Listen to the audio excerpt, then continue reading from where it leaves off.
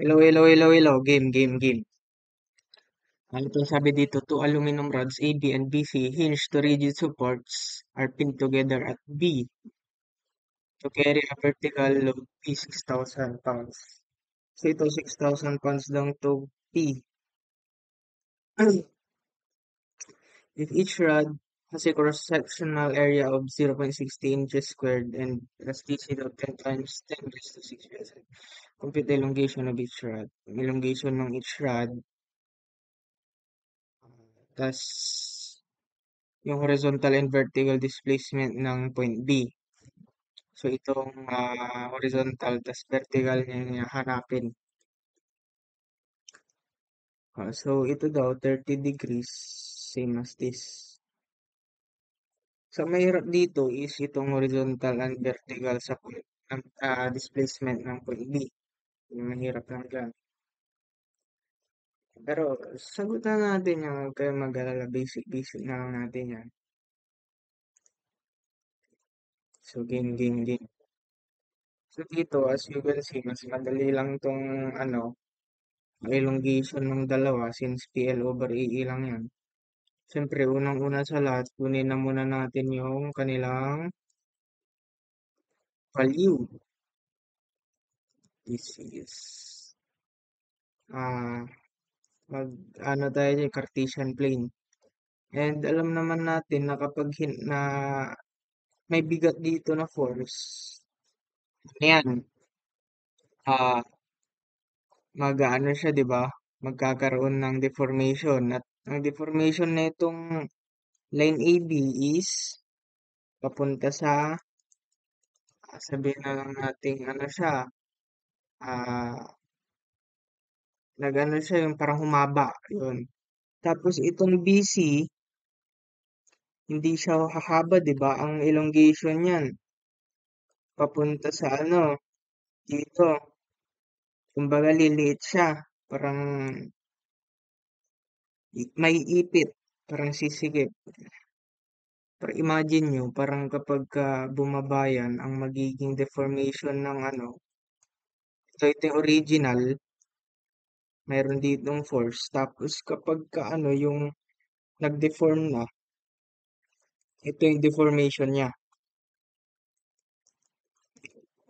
Parang humaba ito. Tapos dito naman, parang ano yan, parang sisikip siya. Magigets nyo na yan. So, ibig sabihin, kung ano yun, humaba yan, therefore, yung ano na ito is tension. Kanyang, kanyang direction. So, let's say this is AB. Of course, 30 degrees yan. Tapos, this is, since sumikip yan, parang ano siya, naipit, compression, 30 degrees. This is BC. So, yun. Tapos dito yung 6,000 pounds. Yan, kunin natin yung ano, kanilang value. Summation of forces at X. Therefore, AB 0 is equals to AB minus, hindi, AB cos 30 minus BC cos 30. Therefore, cancel, cancel. AB is equals to BC. Therefore, same lang sila. Basic lang yan, di ba? Same lang. Tapos, sa summation of forces at Y naman tayo, AB sin 30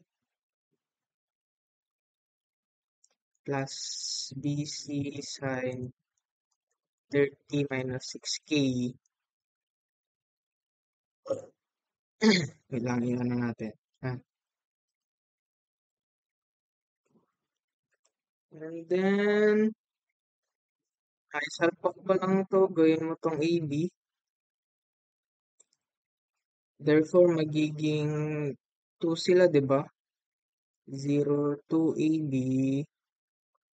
sin 30 minus 6k. Tama ba ito? Tama tayo dito. Then, AB is equals to BC is equals to 6k. Tama. Therefore, ang value nila is 6k lang din. Tapos, makukuha na natin yung elongation ng AB tas BC. Elongation ng AB, 6k lang yan, di ba? Yung force niya, L over E yan. Yan. Natin yan, di ba? Hindi niya naman, posible eh. Tanga-tanga kayong lahat. Di ba? Ninayo. Joke lang. Tapos, yung kanyang length, 10 feet. Fit ba natin to? Hindi. Ialalagay natin siya sa inches. Times 12. Ano yan? Naka times 12 para mag-inches. Tapos, yung kanyang area given, 0.60. Tapos, yung kanyang elasticity, 10 times 10 raised to 6. Naka-PSI na din. Therefore, pag kinumpute mo yan, di ko alam. Wait lang.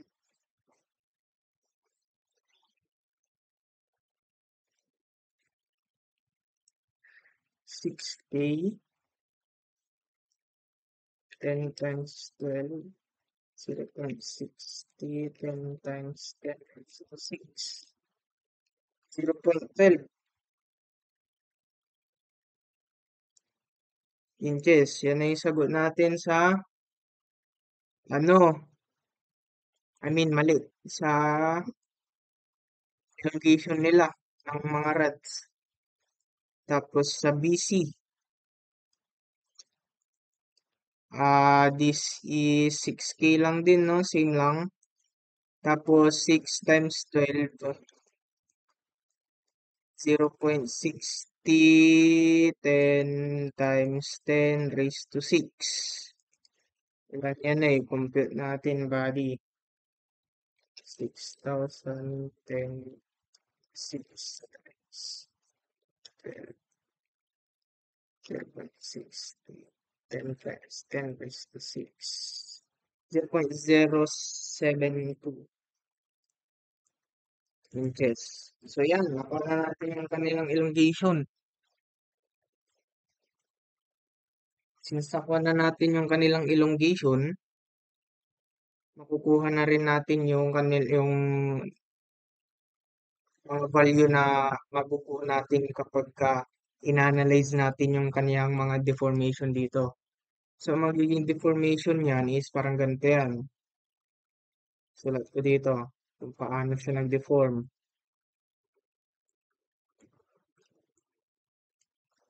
Ting, ting, ting, ting, ting.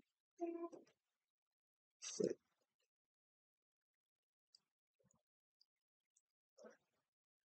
30 degrees to, di ba?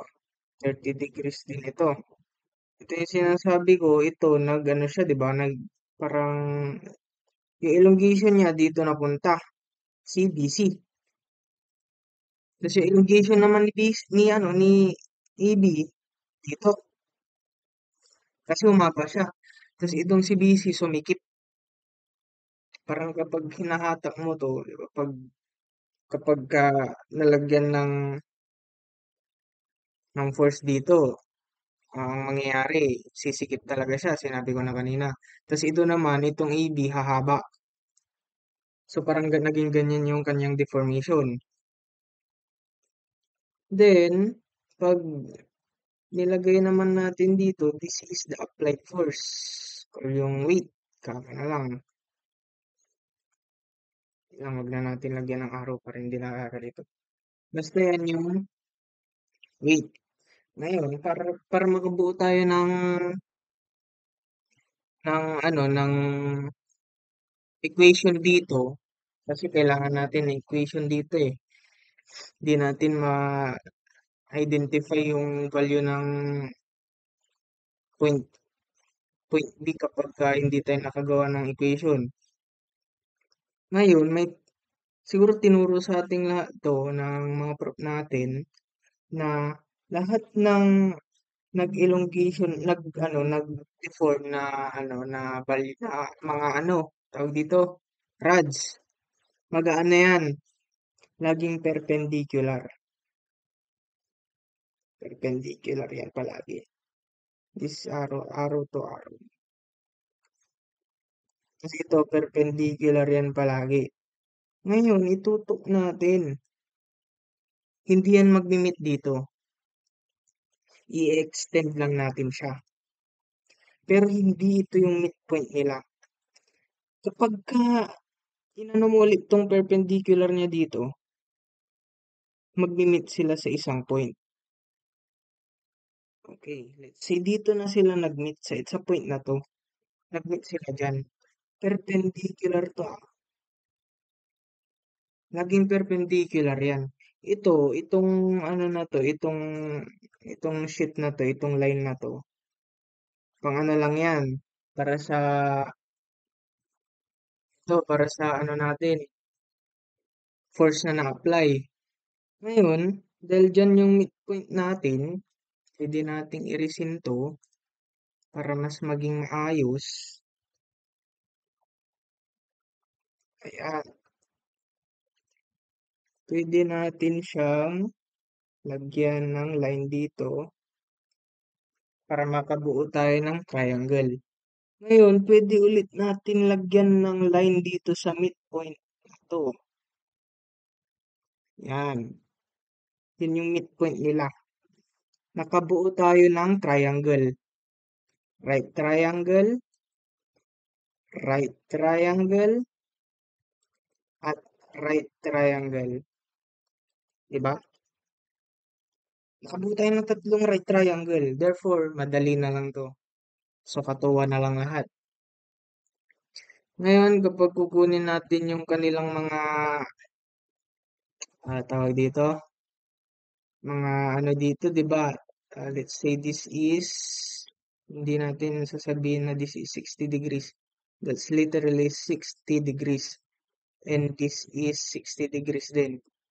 Alam natin yan kung paano natin nakuha. Nakita mo to, right triangle yan, di ba? Right triangle tuloy. Right angle. Therefore, that's fucking 90 degrees. 90 degrees yan. Ngayon, sabi natin this is 30 degrees. Therefore, this is 60 degrees. Nakuha na natin yung isa. Ngayon, pati ito. Nagkaroon tayo ng line dyan. This is 30 degrees. 60. This is 90. Therefore, this is 30. And this is also 60. Ngayon, may isa pa tayong kulang. Anong kulang yun? Itong angle na to. Hindi natin alam kung anong angle yan. Let's say that's angle theta. Angle theta yan. Sorry. Pangit sulat ko eh. Yan. Angle theta yan. Ngayon, since that's angle theta, makakabuo na tayo ng equation natin. This right triangle, i-ano natin dito. Isulat natin na that's right triangle.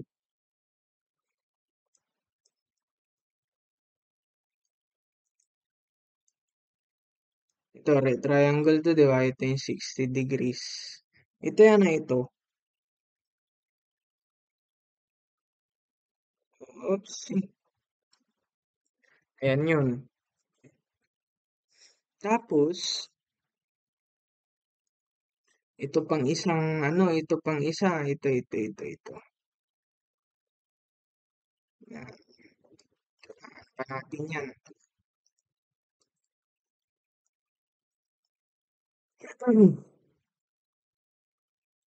Ay, no, wait lang.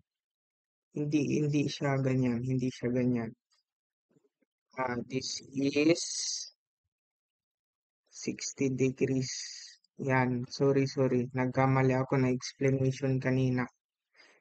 i-extend natin dito yan. Naka-extend yan to 60 degrees.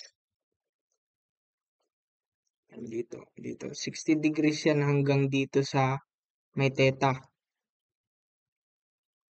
Ngayon, para makakuha tayo na equation, yan,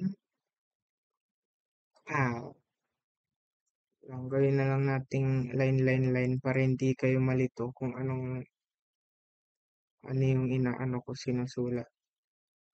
Yan. Ngayon, hindi natin alam kung anong angle to. So, ang magiging angle niyan is 60 minus theta. Bakit? Kasi itong 60 dito, ito yan, itong buo yan. Ngayon, itong angle na to, hindi natin alam. So, ang ginawa ko, nilagay kong 60 minus theta. So, ito yon. Ngayon, ito naman, ito. Ito, yung triangle na to. Yan, nakikita niyo yan, no? Yan naman. At ang triangle na yan is ganito. Check, check, check, check, check, check. Kasi natin. Triangle yan. Ngayon, ito hindi natin alam. Naka-extend din yan ha. Naka-extend din yan dyan. Magiging theta neto is 60. Kasi ito yan no. 60 plus. Wait lang. Ulitin ko. Ito yan ha. Ito lang pala yan. So, kapag ka in-extend mo yan, hindi yan hanggang dito. Hindi yan hanggang dito. Therefore, kailangan mo tong theta dito. So, itong angle na to, hindi mo pa alam. Ang alam mo lang na angle is ito, which is hindi naman yan yung right triangle na drawing natin dito. Yung drawing nating right triangle is ito, hanggang dyan. So, anong magiging angle niyan? 60 plus theta. So, ito yun, ito. Ito yung angle na yan.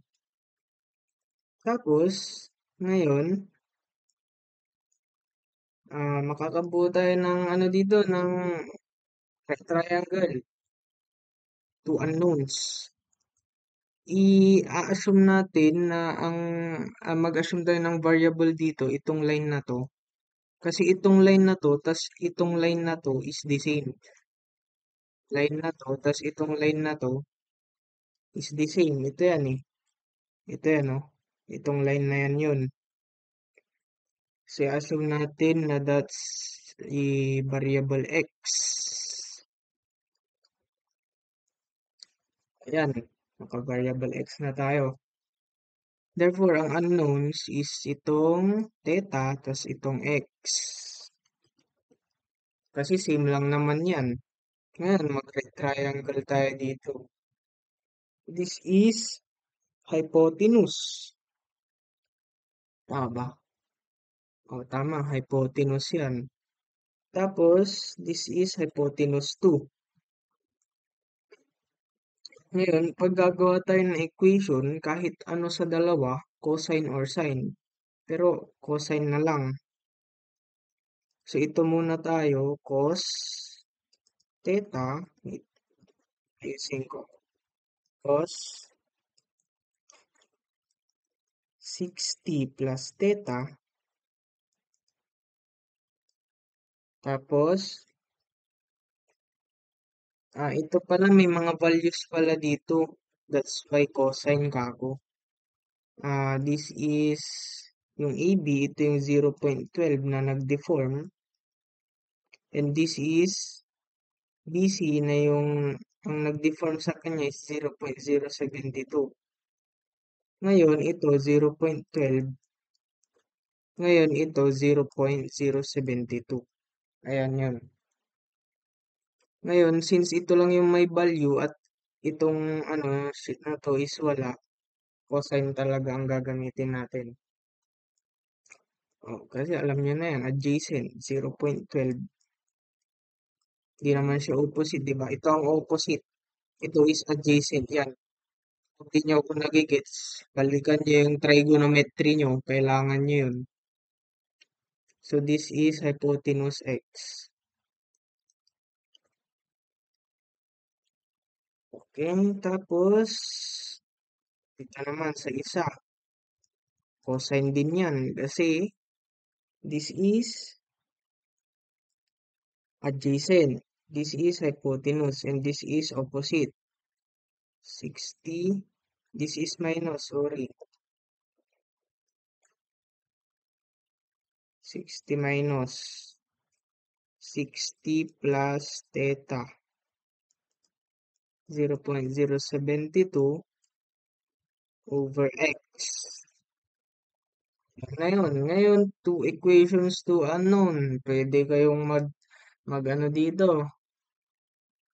Ewan ko kung pwede sa mode type 1 to. Pero ang ginawa ko dito, ano na lang, cross multiply, kinuha ko si x. Tapos, 0.12 over cos 60 minus theta. Tapos, sinalpak ko yung x dito. So, magiging ganyan, cos 60 plus theta is equals to 0.072 over 0.12 cos 60 minus theta. Ganyan ang ginawa ko.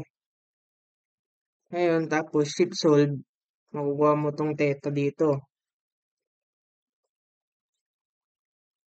Try ko i-solve cos 60 plus theta 0.072 0.12 cos 60 minus x.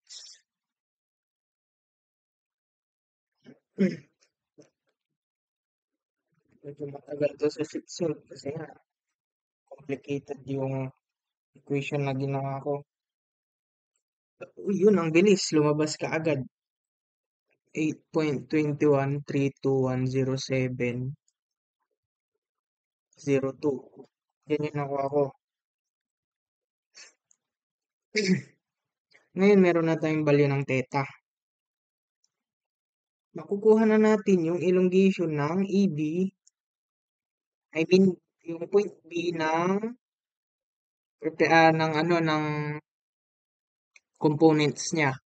Vertical tas horizontal.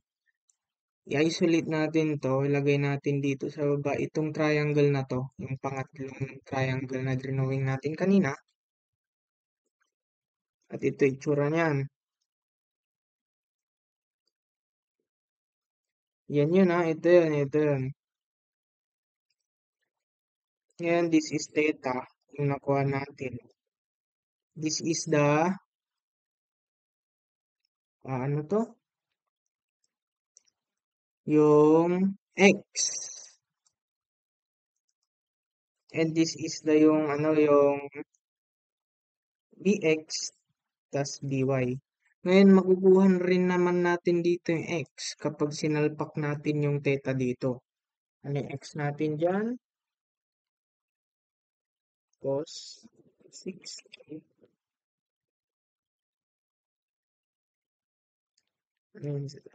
Sorry. 0.12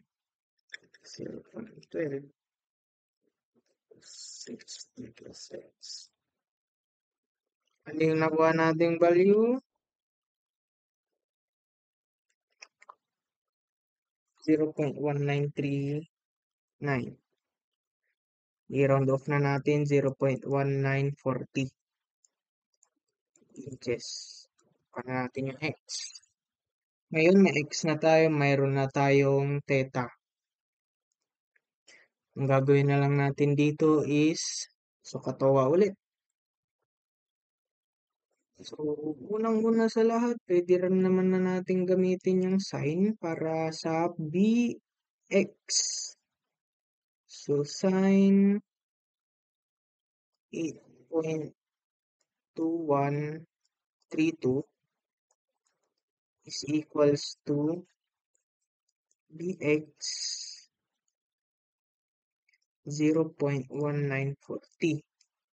Therefore, bx is equals to, tas sa isa naman, cos 8.2132 is equals to by 0.1940. Therefore, by is equals to, solve natin,